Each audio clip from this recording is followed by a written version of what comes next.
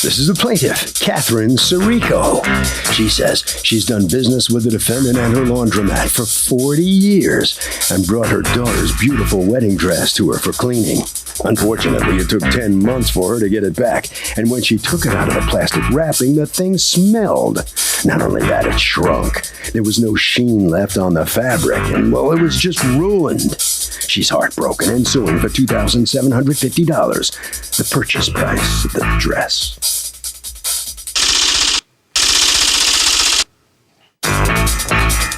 This is the defendant, Susie. She says she did nothing to harm the plaintiff's wedding dress, has been in business 34 years and can't believe the plaintiff, who was like family to her, is suing. She has no idea why the plaintiff's turning on her like this, but definitely owes her nothing and is sure the judge will agree when she sees the evidence. She is accused of woeful wedding gown washing. All parties, please raise your right hands.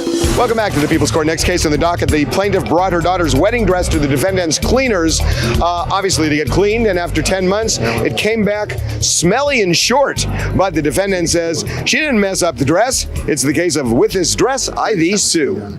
Thank you, Douglas. Catherine Sirico and September Sirico. You're Catherine, you have power of attorney, you're the mom? Correct. Okay. You are suing Susie. You've asked us not to mention the name of the shop and just to refer to you as Susie? Yes. Okay. You are suing Susie's shop for $2,750, $50 that you paid them to clean a dress, and $2,700 for ruining the dress, according to you. Tell me what happened. Well, in September of 2011, my daughter got married, and she had purchased a custom-made silk chamois wedding gown. Okay. Is this a dress, I take it? It is. Okay. Can I see it? And the dress cost at that time $2,700? Correct.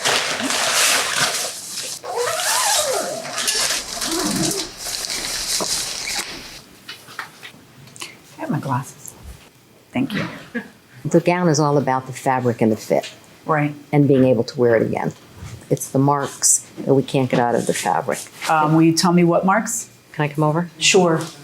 You see these? The lighter areas? The lighter areas, like these marks.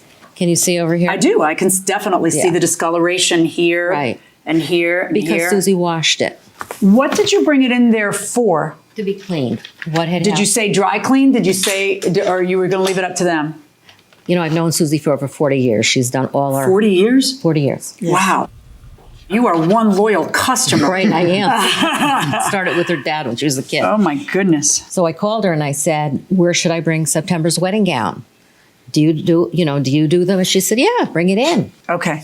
So how did you clean it? I talked to my brother, and my brother says that the beads would melt on dry cleaning it. So the best thing to do, soak at the bottom first, and then wash all the dress. And that's what I did. So you hand washed the dress? All by hand. Okay. Why didn't anybody call the $2,700 seamstress who made it to find out what she thought, or the manufacturer of the fabric to find out what they said? I mean, you see the stains she's talking about, right? Can you come over? Sure. Yeah. Do you see? Like that. Like that, like that, like that. What's all that? I don't know, but can I say something too? I sent it to a special place in Rhode Island. Right. They recleaned it. Right? And that's as clean as it'll get? Yes, that's what they said. How did they clean it? By hand, maybe, I don't really know. See, like that. Yeah, but like, how did that happen? Yeah, these are that are very light. Like, how did that happen? Since when she picked it up, it was out of my way. How do I know what she did with it? Well, she was mad from the beginning, though, right? She never brought it back to me to show me. But she was mad from the beginning, so we're pretty clear that it didn't just happen. Yes. Okay, go ahead and go back there. Hi. I also have photos. This is why I shop at TJ Maxx. I'm sorry, go ahead. Why on earth would you get a wedding dress cleaned at a huge expense? Because you would hope that you could pass it to maybe your grandchild or your daughter. Okay, fair point, but do most girls who get married want to wear their mother's wedding dress? Seriously? Nope. So why do you do it? Why spend all this money? I just have it clean. I sound anti-wedding, don't I? I kind of am. I am. Going inside the courtroom. I do have photos of the fit and of the gown. You have a different complaint also that you're saying that the sheen is different now, right? This whole gown, the simplicity of it, the fit, the fabric, and being able to wear it again to a black or white tie affair was the purpose. It wasn't a gown. It was going to be worn again. There was going to be, what's the word they use when they, when they put the gown in plastic forever and ever. Well, you don't put it forever and ever. Preserved. You put it until somebody Preserved. Preserved. Yeah, But you. My wedding gown is in there. My wedding gown wouldn't fit one thigh. Okay, not one thigh. I weighed 100 pounds when I got married, so I'm not sure why it's preserved. But I assume the theory is that you'll preserve it until you have someone in your life that's going to wear it again. What a mess. Why didn't her insurance cover this? Because she doesn't carry that. She just carries liability insurance. Oh, you definitely shouldn't be taking $2,700 wedding dresses. So anyway, when I went to first place, Susie has things forever. She's just known for that. It's kind of a joke that you'll give her something and you're lucky if you get it back 3 months later. But we're used to that. Well, how much later did you get it? 10 months. What I do you brought mean it in 10 months? September and I got it in June. Are you serious? I'm serious. Took that long? Because she didn't need it. I mean, she's not wearing it. I was very busy. That's the time of the year I'm very busy. I'll say So you're we say busy. it's an Okay. ongoing thing. But in this case, finally, when it got to be where my daughter had an affair to go to in May, I said, Susie, now I'm not playing. I've got to have that gown. So when I walked in, Susie had it hanging there and it was plastic. And I said, the first thing was the scent. That's how we got to the washing. I said, oh my God, this smells like fabric softener. And Susie knows, and everybody who knows my daughter and I, we're deathly allergic. So I went and I said, oh my God, what does that smell? And she very earnestly said, oh, it must be I must have washed it, with a scented fabric detergent or softener or whatever. And I said, washed it? Oh my God, what would ever possess you to wash? That's a $2,700 gown that's And then did her double eyeballs like silk. bulge right out of her head when she heard it was $2,700 Yeah, because they she were didn't know both that like- beforehand? Okay. And anyway, I said, well, I paid her for it, but let me just try to Because keep at the time you thought the only problem was the scent? at the time until I got it home and took off the plastic and I aired it out for about 2 weeks before we even thought about the gown. And then finally she put it on and it did not fit. It was custom made for her. So anyway, that's when I called up Susie and I said, when I brought it to you, I thought that you would be sending it to whomever specializes in wedding gowns. Okay, who is your brother? You said, I called my brother and he said that the beads would melt. He's been in business for like 45 years. Doing Dry what? Cleaning. Dry cleaning. There's no guarantees, things like that. Sometimes when I give certain wedding gowns, he explains it to me. Make sure the customer signs. It's not going to come good. Did you do that? Yeah, they have to In sign this case? it. No, I did not. Oh, I should have told her. yeah, you should have told her because you're not going to be able to use that as your defense now.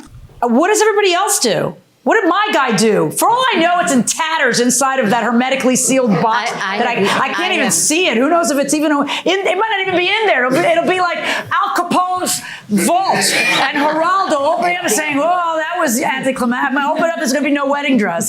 You have no idea, but I gotta imagine that not a lot of people are hand washing a wedding dress that's made out of silk. Certain silks, I get them all the time. They say hand wash. Yeah, but see, the problem is, it turns out your guess wasn't good about this silk. No, but the labels say look it. at it. It got ruined by you washing it, right? Now, you're suing for $2,750. $50 that you paid her and the $2,700 for the value of the dress. Of course, there's depreciation. And in this case, because it's a wedding dress, your daughter got to wear it to her wedding. But it's not worth the same thing that it was when you took it from the designer's store before your daughter's wedding. Therefore, I find in your favor in the amount of $2,000 on the dress and another $50 on the fee that you paid her for a sum total judgment in favor of the plaintiff in the amount of $2,050.